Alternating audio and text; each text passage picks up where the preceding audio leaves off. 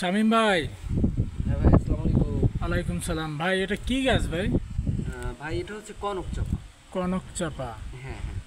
ভাই এই গাছটার ফুলটা তো অসাধারণ, ঘ্রাণ কেমন? আসলে ভাই বাহ্যিকভাবে এই ফুলটার কোনো ঘ্রাণ হয় না।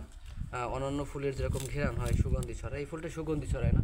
কিন্তু এই ফুলটা ধরেন বাসার কোনো ছাদে টপে বা বিশেষ করে বাসার ছাদের টপে না, যেমন আপনার বাসার সামনে যে গেট থাকে বা গ্রিন জোন করা হয় না বাসার সামনে, ওই গ্রিন জোনে যদি আপনার এগুলো টপে লাগান বা এরকম করে লাগান, যেরকম দেখতে পাচ্ছেন আমরা, আপনারা দেখতে পারেন আমাদের এই পাশে কিন্তু মসজিদ।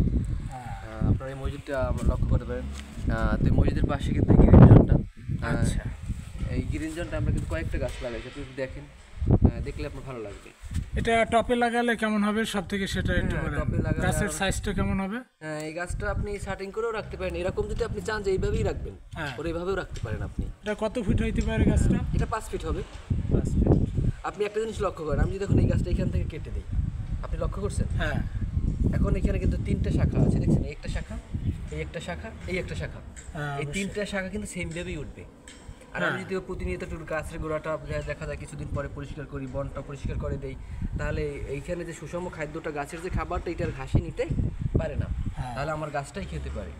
তো এইরকম যদি কারো শখ থাকে, আমাদের এরকম ভিডিও পেতে আপনারা আমাদের এই পেজটা ফলো করবেন, এবং এত সুন্দর সুন্দর, আপনার যদি অভিজ্ঞতা না থাকে, আমাদের কাছ থেকে অভিজ্ঞতা নিয়ে আপনার বাড়ি ফুলের গাছ বা ফলের গাছ আপনি লাগিয়ে উপকৃত হতে পারেন।